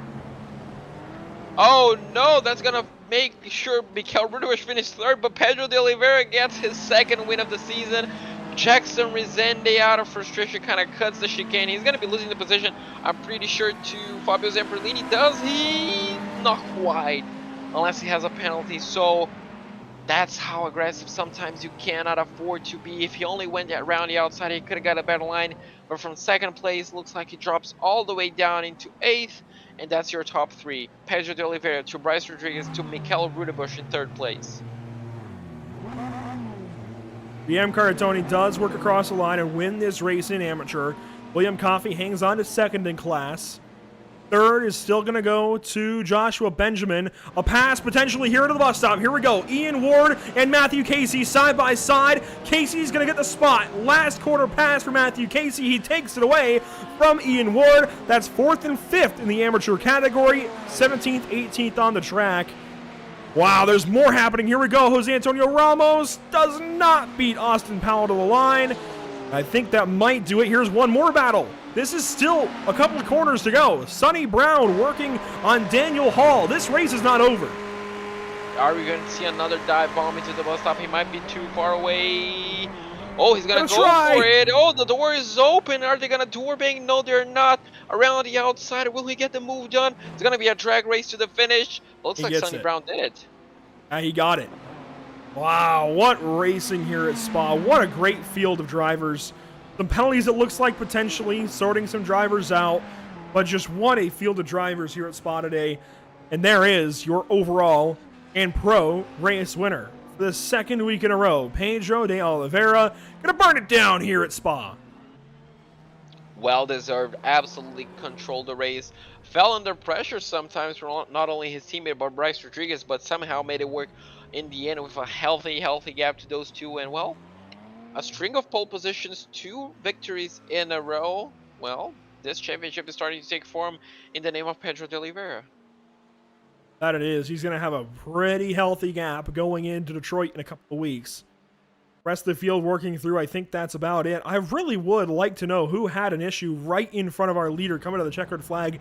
Could it have been Sean Patterson or James Rodriguez? They come across, they finish now, and the race is officially now over from Spa. What a race. I don't know too many other ways to try and sum it up. Just what a race. Exactly, I'm out of words as well. From start to finish, lap after lap, we had battles, we had incidents. And well, somehow I thought, you know, the past 2 races can be tough, but this one definitely, it's the best race of the season so far. And well, I cannot wait. I mean, fantastic Spa in NARL, each and every single driver, everybody, you know, well done. Should be the last lap. I want to watch this replay again for obvious reasons. And you've got to feel a little bit for Jackson Resende. I mean, the move comes down to himself, and he does get an extra penalty. He drops to 13th, unofficially for now, but I mean, it was all him in that final corner. Again, I was so surprised that he was going to wait on that bold move, the final corner. That is really bold. I feel like if you try it into Lacombe, if you time it out of La Source, up the hill, Eau Rouge, Radillon, down to Lacombe, you've got a much better chance in the final corner. That just didn't work. Exactly, but somehow he made it work. We didn't see exactly the mistake that happened. Oh, he kind of got Blanchiment kind of wrong, and he was just so focused on getting down the inside. You can see he broke at the exact same marker, but somehow just no, he didn't. let off the gas, let off the brake pedal completely, and at that point you're not stopping the car, especially on the inside lane. He tries to get it back on the racetrack. Luckily, he steps on the brake, and unfortunately for him, that's a lot of positions dropped. That's going to hurt his championship. And if he would have just kept it on the racetrack in that final corner in front of Fabio, he would have held on to 6th. He would have finished 6th in front of Fabio Zamberlini. Those are the little decisions. Those are what pile up going for a championship, and that is the difference that's made. I mean, as a championship speed kind of driver, you've got to have the awareness there to stay on the racetrack. Can't cut that corner because that's what happens. Exactly, and unfortunately for him, he learned the hard way. And well, obviously it's just gonna be, I guess, experience for him for the next time around. Obviously something that kind of should have been on his head, just way too focused on getting the 1-2 once again, and unfortunately a 1-3 essentially just drops down into a 1-9 essentially. And as you mentioned, if you're running for a championship, sometimes you do have to I guess value risk, and unfortunately for him, he just valued it wrong tonight. Having to be so critical of Jackson Resende because he's such a great driver. Got so many fans that tune in each week. He shouldn't have to be in this situation. He shouldn't have to be challenging this late into a corner, this late into a race. There's small little things I think that just need worked out for Jackson Resende. I don't know what's changed from season 1 to season 2. He's got to have this sorted out before now. That is just, I mean, that's never going to work. and especially that final corner. I get it, going for the move right there. And, you know, at that point, Bryce Rodriguez kind of hits him and helps him around. But, man, I hope he gets whatever is going on figured out. I really do, because Jackson Resende is such a great race car driver here on the iRacing Sim, but it's heartbreak after heartbreak after heartbreak, and I feel like it goes back to Suzuka last season with Matthew Dench. Exactly, could be somehow frustration building in, and unfortunately for him, as you mentioned, a great race car driver, but small mistakes sometimes gets to him, and that's pile sometimes up. Yeah, exactly. Like this right here. And yeah, just look at it. It's just a small just mistake. Stay on the racetrack. And that, I don't know, that's just the heat of the moment. And unfortunately, that's sometimes things that cannot happen within a championship. And unfortunately, it was the last lap, and he did not yield. I'm pretty sure that was a slowdown penalty, wasn't an injury. And yeah, unfortunately, that did not slow down and eventually cost him even more. So yeah, small mistake funneling up and ends up in an even bigger loss. Let's not let this overshadow Bryce Rodriguez's drive up to second place. What a race from Bryce Rodriguez. We've seen flashes in the pan, flashes of brilliance from him lately, I think going back to the last season at Red Bull Ring. But this has been incredible these last couple of weeks from Bryce Rodriguez, and especially today. A really, really good day of racing from the Evolution Racing 299. A really solid second place. He deserves the silver medal today at Spa. Exactly. That was a fantastic race for him. He led a lot of laps. Unfortunately, we're pretty sure it was a pit stop mistake, just overfueling the car. Ended up costing his chance of victory, but other than that, it was mistake-free the whole race. He got two positions in one lap, eventually leading. And unfortunately for him, as I mentioned, a small mistake ended up costing that position to win. But he had amazing pace and amazing racecraft here today. Well, that's it. 50 minutes of racing done and dusted. That means we get to talk to drivers next. I can't wait to hear from the top few out of this one, especially our pro top two, and especially that incident there at the end of Bryce Rodriguez. Cannot wait to hear from Bryce, hopefully. Wow, what a day at Spa. Thank you so much for tuning in, but there is still so much more to talk about, so much more to cover here. Driver interviews on the way at Spa.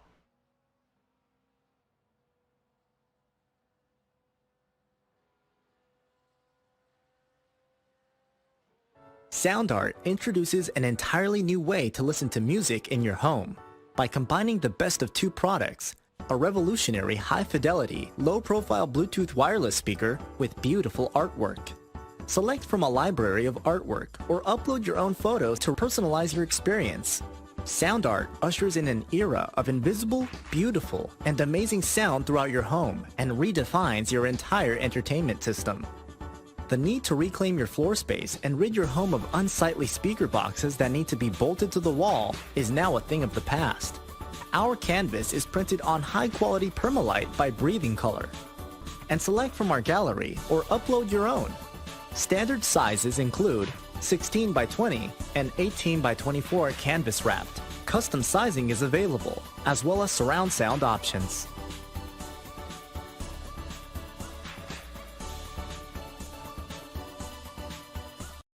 After months of quarantine, we're all interested in how we can become our best self. The team at Permanent Makeup and Cryo is here to help you get the flawless makeup look every day without the extra effort or time.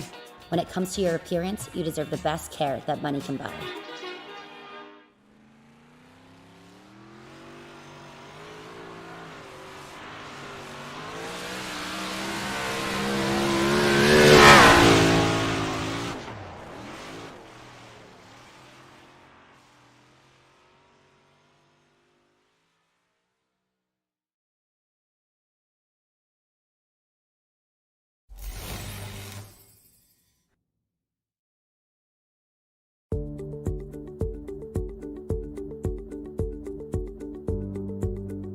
Sound Art is a product that is a speaker and it's art. We combine it together and we call it Sound Art.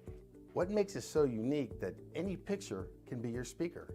Sound Art gives you the high quality sound without the ugly speaker. This isn't a picture with a speaker, the picture is the speaker. Just imagine your wedding picture uploaded onto a canvas and now it's speaking 10,000 tunes. I mean, it's a very cool concept. What we like so much about it that you can take anything that means something very special to you, upload it on the canvas, have it hanging up in your room, your balcony, wherever you want to put it, and now it's a speaker. I mean, how cool is that? It's something that we have that and no one has. No one has this product. It's just a great gift to give anybody. It's just a neat concept. Around here we say, art never sounded so good.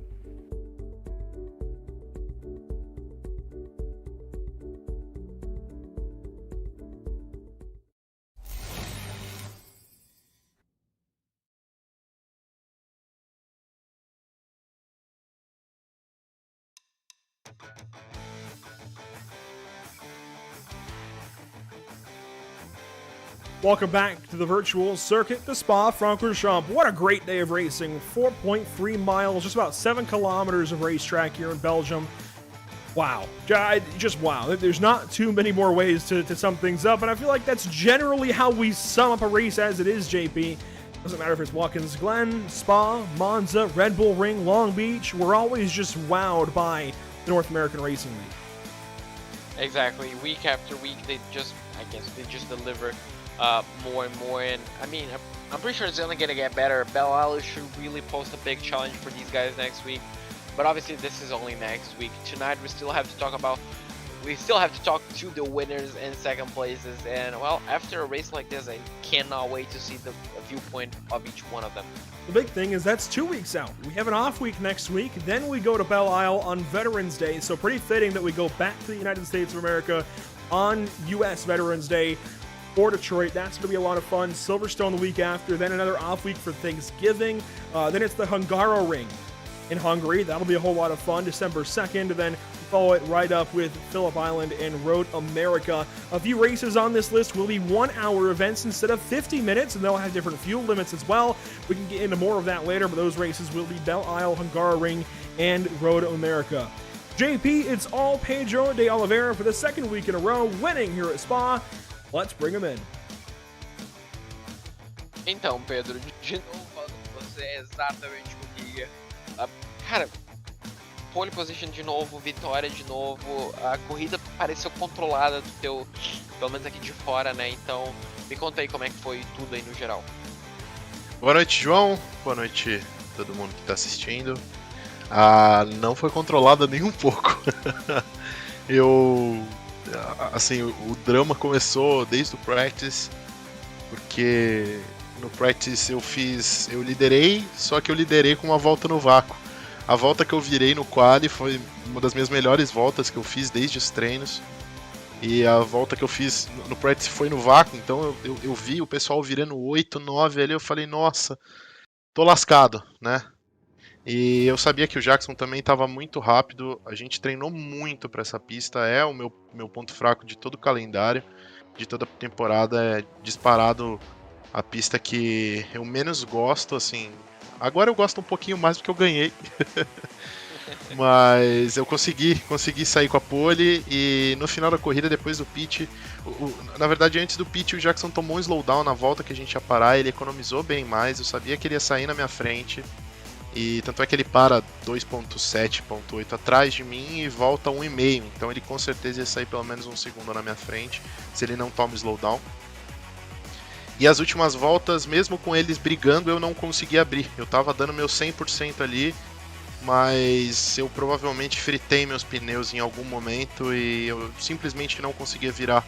O Bryce estava muito rápido e eu vi ele virar voltas 16.7 e eu não conseguia baixar de 17.2. O Scott, o Mikkel tiraram muito tempo também, então eu fiz alguma besteira ali no final, eu não sei se uma distribuição de freio, alguma coisa eu fiz, mas eu não conseguia... manteve a diferença porque eles brigaram, mas eu não conseguia abrir, então obrigado a todo mundo que brigou, eu pude continuar em primeiro. A gente tava até pensando que isso parecia uma estratégia um pouco do Jackson, de talvez segurar um pouco o Bryce pra te ajudar essa vitória, mas pelo jeito o Jackson só queria chegar em você, mas... Bom, obviamente você conseguiu a vitória, é a segunda, você vai liderar o campeonato com uma folga enorme. E agora essas 2 semanas de descanso, o que você faz? Você tira um tempinho pra você pra descansar um pouco ou é sentar e treinar pra Belial? Porque é uma pista também muito difícil e bem diferente do Spa, né? Com certeza, Belial é uma pista muito mais técnica, eu acho. Eu gosto muito de pista de rua, então eu gosto de andar nesse tipo de pista, eu gosto desse tipo de desafio. Então, nessas 2 semanas eu vou mesclar, né, um pouquinho de descanso, um pouquinho de treino. Aqui os campeonatos nacionais que a gente corre também aqui no Brasil estão bem intensos, então estamos treinando bastante, mas é isso, é continuar treinando para vir forte na semana que vem, daqui 2 semanas, né? Porque a vantagem, eu sei que ela é considerável nesse momento, mas a qualquer momento isso pode ruir, porque são muito pequena a diferença entre as posições, a pontuação, né? Então qualquer erro que você comete pode te custar uma posição no campeonato, e o campeonato é muito importante, principalmente pelo gás que a premiação dá pra gente. Exato, então, bom, eu te desejo todo o melhor descanso possível, toda a sorte do mundo nesses campeonatos nacionais. E espero falar contigo daqui 2 semanas, né? Porque falei isso na última semana e deu certo, então vamos tentar manter essa sorte vindo. Mas antes de deixar você descansar um pouco, quem que você quer agradecer aí pelo resultado? Bom, primeiramente agradecer a Full Time Esports pela oportunidade, por tudo que eles têm proporcionado para nós, né? E agradecer a B8 Seguros, que é o nosso patrocinador principal. E vamos lá, manter essa sorte aí para a próxima etapa também. Obrigado, boa noite. Mandar um beijo para minha esposa e para os meus pais que estão assistindo. Quase esqueci. Aí, ó, te cobraram, mas lembrou. Fechou, um beijo, um abraço pra eles também aí. Obrigado. Tudo de bom, Pedro, aí, bom final de semana. Obrigado, igualmente. Well, Andrew, here we go. So, first things first, as we mentioned last week, Spa was not his favorite track. He really does not like. He said he likes a bit more after this win tonight, but Spa was definitely not one of his favorite racetracks. So, obviously in practice, he was kind of afraid that he didn't have the pace, but somehow he managed to get on pole whenever he counted. So, really, really good result for him. He said there was a lot of practice put in, not only by him, but also his teammates. So, you know, it was a lot of practice, not only in qualified pace, but obviously on race pace and everything. During the race, he knew that Jackson was saving a lot of fuel, especially after Bryce passed them. So he knew whenever the pit stops came that Jackson, no matter what, was going to pass him. But somehow Jackson, unfortunately, got a slowdown penalty on his in-lap. So that's why the gap got really big all of a sudden. And, well, after that, he was just kind of controlling the pace, but not really. He did not have the pace to pull away from everybody, so he kind of just got lucky that Bryce and Jackson were fighting so much, and at the end, he kind of just fell off a cliff. The tires somehow were done, so wasn't really sure what he did wrong. You know, some brake bias, maybe. Something happened with his tires there. He just could not, essentially, keep up the pace. Well, next week, he does like Belle Isle a lot, which is, well, really interesting. It's a very technical and very difficult track, but he really loves the challenge. And, well, for the next 2 weeks, it's going to be a mix between rest and, obviously, a lot of practice, because he knows that the championship gap that he has right now could go away in any seconds with just one bad race. There you have it. That is the summary of the interview for Pedro de Oliveira after a second straight race win. Let's talk with his runner-up, Bryce Rodriguez, coming in second place at Spa. Bryce, it's been a steady climb upwards, up the scoring pylon race after race after race, and today, not quite P1, but darn close. Yeah, it was pretty close race. I knew from the beginning that the two Ferraris in front would be super quick. I knew they were playing the strategy game. I didn't think it would be so easy to get past in the beginning, but they were able to beat me in the pit stop. Now, of course, you were leading when you pitted. When you exited, you were third. What happened there? Was it just a little bit extra fuel? Was it maybe a slower pit stop? What went on there? I think they were able to save fuel by drafting, so they had to pit for less fuel.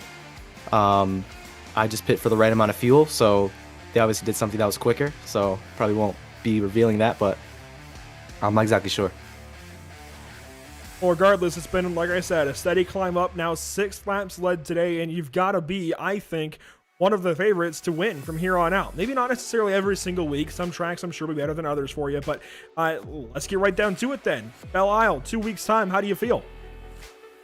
Never driven the track, but pretty excited to drive it. I love twisty courses, and yeah, pretty excited. So we'll see how my pace is there. Never driven the track, huh? I know you got your YouTube channel, Evolution Racing, and everything. You know, you got that whole thing going on. Yes. You don't have a track guide yet for Detroit? Not yet. There will be one, though, soon. So you can count on that. Well, tell anybody watching still about your YouTube channel. I know you've been posting your race replays and some track guides. Tell everybody what you do over there. Yeah, so I love racing, obviously. It's my passion, and that's why I love to post on my YouTube channel. So it all started with F1 2021, the Codemaster game, but I've always had a passion just for something more realistic and authentic, and that's what iRacing brings to the table.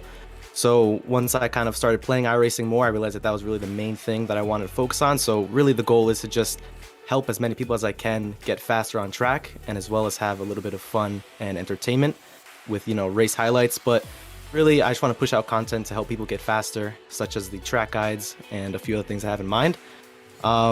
But yeah, I've been doing YouTube for over 5 years now, and iRacing seems to be the thing that I love doing the most, so you can expect lots of content coming pretty soon. There you have it. And what's that channel name one more time? It is Bryce Evolution. Evolution, there you go. So that's another YouTube channel you got to go to subscribe to then.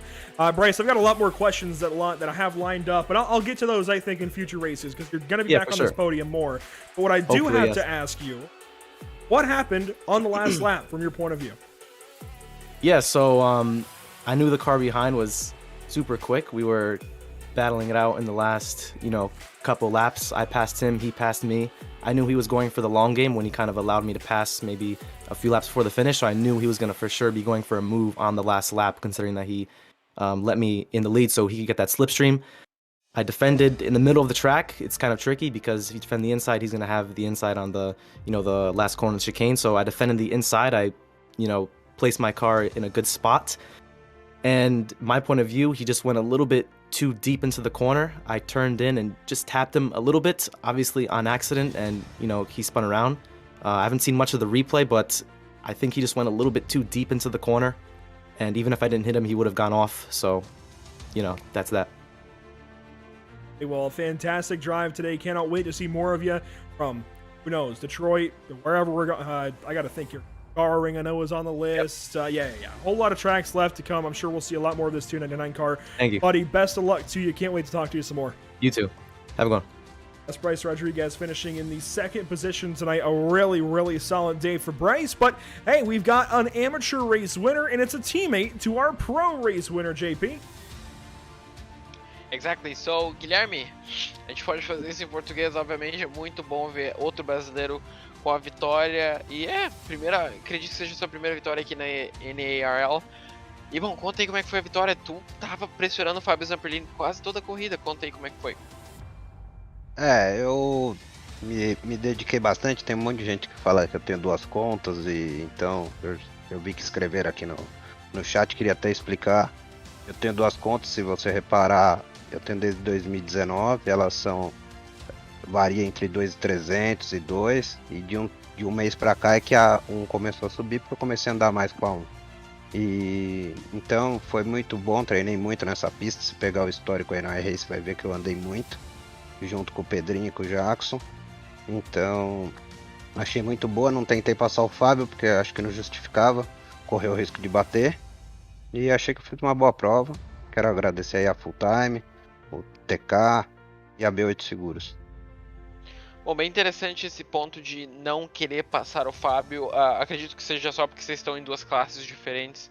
Mas Exatamente. Você acredita que se tu passasse ele, tu acreditaria em um ritmo para continuar empurrando, talvez até se distanciar dele? Eu acho que sim, porque o carro dele já estava meio pendurado no final. Tava escorregando um pouco, eu acho que até daria. Mas por questão de correr em classe diferente, eu não quis arriscar. Correr o risco de tocar.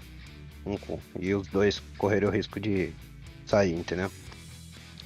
Muito bem. E para daqui 2 semanas, como é que você tá para Belle Isle? Podemos ver exatamente o que a gente viu hoje, uma vitória controlada? Vamos começar hoje. Temos aí 2 semanas, semana que vem não temos, né? Por causa de ação de graça aí nos Estados Unidos. Acredito eu que seja por isso. E então vamos treinar para tentar andar igual aí. Show de bola. Espero te ver aqui de novo. Na última vez funcionou com o Pedro, então espero que funcione contigo também. E quem que você quer agradecer pelo teu resultado? Eu quero agradecer aí a Full Time aí, que ajuda muita gente, o Tony e a B8 Seguros. Quero mandar um beijo para minha mulher e para minha filha. Aí, show de bola, top. Bom, então é isso, Guilherme, eu vou deixar você então começar com os treinos já logo de cara e espero falar contigo daqui 2 semanas. Valeu, João. Obrigado, um abraço aí para todos. Até mais. Até mais. So Andrew, that was a bit of a quicker one, but kind of got everything that I guess we wanted. So he said there was a lot of dedication to come to his win. Obviously, it was a very, very controlled victory for him. He said it was a lot of dedication, a lot of practice with with Pedro de Oliveira and Jackson Resende. A lot of practice between him. He kind of explained his I rating that apparently was going around in the comments. He kind of explained that he has 2 accounts, and recently he started really pushing and got a free time to focus on iRacing. But whenever I talked about the race, well, he was controlled. Obviously, a lot of practice just comes naturally. And this battle that we saw throughout the race between him and Fabio Zamberlini, something that he touched upon, he just didn't feel like passing Fabio. You know, he thought they were in different classes. It was not worth the risk of maybe a contact, you know, and ruining both of his races. So he just elected to stay behind. But he saw that Fabio was kind of struggling towards the end, so he could have passed and maybe gapped him, but he felt safer and felt better not to do it. Aaron comes home with the amateur race win. Really good drive. Can't wait to see what he does the rest of this season. I think more wins certainly on the way for the 149, but somebody who ekes out a top 10, and when it's all said and done in that amateur category, gets second though. That's pretty impressive. William Coffey with, of course, a few extra special logos on that car, buddy. You come home in the top 10. How'd it go for you? Holy cow, man. That race was insane. I don't know how I survived all the drama in the beginning, but I was just trying to keep it clean as much as possible, and holy cow. Yeah, there was a lot, especially on that first lap. What did you see lap 1 going up Eau Rouge? I saw a lot of smoke, and we were just joking about it. That I was just fortunate enough that I've been here at Spa enough that I wore the brown underpants. You know, it's the Spa. Yeah, going up there, man. We some car got like flicked around, and then almost murdered me from behind. When I finally focused forward again, all of a sudden we saw cars flipping right at the base of Eau Rouge. So it was fortunately everybody behind me pretty much choked up and did the right thing. We all kind of backed off and then started the race up again right after we got around the carnage. So that was a good race on everybody's part. It's not necessarily how you want to open up Spa, is it, when you've got Tony Kanaan flipping in front of you? But hey, the rest of the race pretty much goes your way. A pretty quiet day, but just working your way up the amateur order into second place, and you hold about second place the entire rest of the way. A really solid day for that Rabbit Chase team. What was the pit strategy? Was it any bit different from anything else, or was it pretty well solid and normal? Yeah, there really wasn't a lot of strategy, just because the amount of fuel we had, we pretty much only had like a 1 or 2 lap window.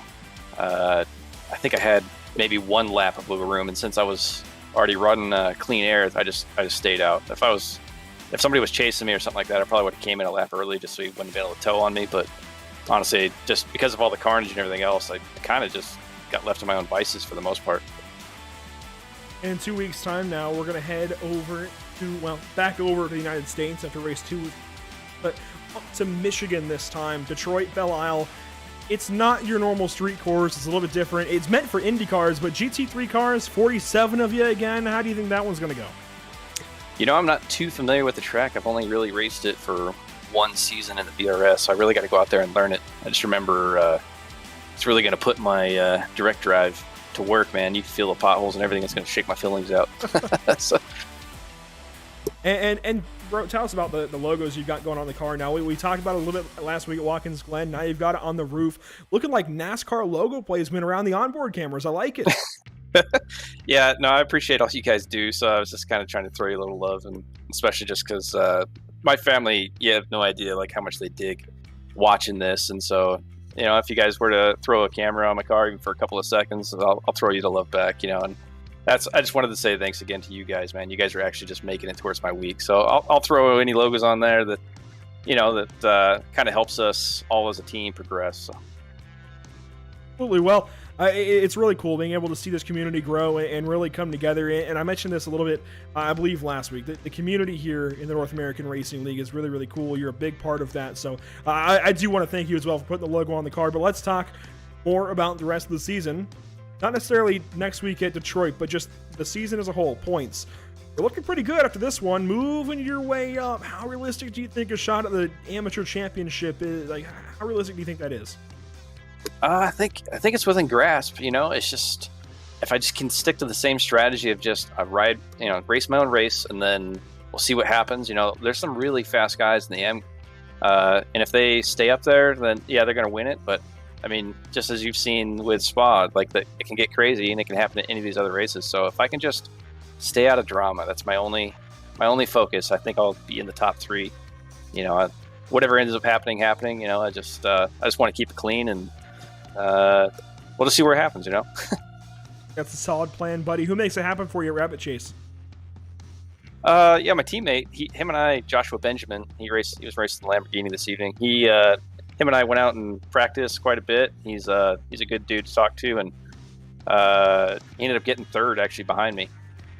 We put in a lot of time here, and just that little bit of motivation, and then obviously the support from my family as they put up with my hobby, and when I come in from work each day or I leave for work after this, they just get everything set up. So I couldn't do it without any of those guys. There you have it. William Coffey finishing second in amateur competition today, a top 10 overall.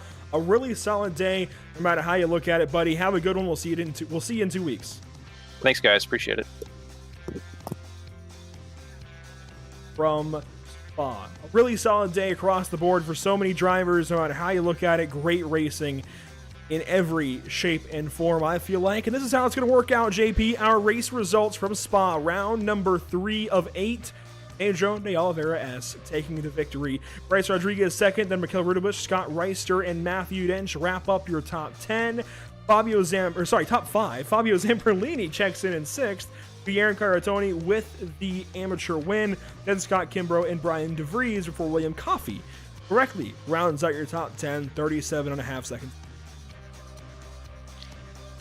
In 11th place, we're going to have Joshua Jensen take Kim Jackson, presenting 13th place. Joshua Benjamin and John Sadleck are going to be your top 15. Matthew Casey, Ian Ward, and Pierre Thompson, 16th, 17th, and 18th, respectively. Dominic Angeliacchio, still we don't know how to pronounce that name. And Austin Powell is going to round off your top 20. Actually, I went back through my messages. I believe it was... Yeah, Angelicio. Yeah, Dominic Angelicio. So I really appreciate the help. He messaged me throughout the week, and I want to mention that we did get that clarification. Sometimes things slip my mind there, but Dominic Angelicio. That one. There we go. Finishes 19th today. Finishing 21st, though, Jose Antonio Ramos, a big recovery drive from the bottom of the grid, I believe. Started 46th today, finishes 21st. Really solid day there. Blake Scott drops down the order a little ways, actually finishes where he started, 22nd. Diego Edna finishes in the 23rd spot. Armando Bejaran in 24th. And it's Brian Long, Sonny Brown, Daniel Hall. Further on down the order, you get Chris Winstone, Clarence Rosa, and William Valdez rounds out your top 30. In 31st, we're going to have Joni Jones, Zachariah Roser. In 32nd, 33rd, Sean Patterson. 34th, Red Hems Rodriguez. Now 35th, the first driver to go a lap down, Brian Sarman and Michael Brown, 1 lap down. 3 laps down, we're going to have Kevin San Diego, Ezekiel Mieres, 7, Bruno Alcaraz, 8, and Julian Bell as well, 8 laps down in 40th place. Your final 7 today, man, heartbreak back here. 13 laps down, Tristan Terracciano, one of the few McLarens in the field. Juan Rivas Brea, usually in a McLaren, in a BMW today. He gets taken out lap 1 in that big, massive accident. Up to a Rouge. Big Ashburn, 43rd, 18 laps down. Mark Scott, also 18 laps down, 44th. Lupe Gonzalez, also 18 laps down in 45th.